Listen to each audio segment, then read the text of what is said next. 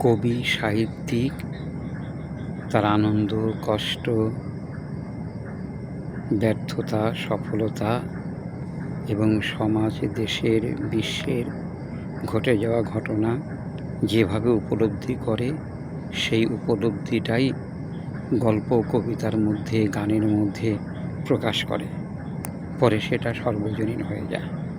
এটা আমার অভিমত। আমি অল্প কিছু গল্প, কবিতা লিখি, যদিও এখনও বই আকারে প্রকাশ করতে পারিনি বা স্বীকৃতি পাইনি।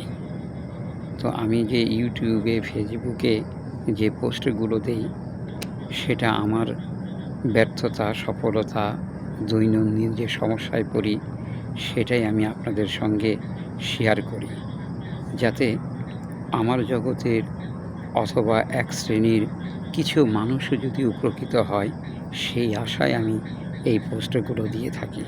যদি কেউ উপকৃত হয়ে থাকেন, তাহলে আমার এই পোস্টগুলোর সার্থকতা হবে।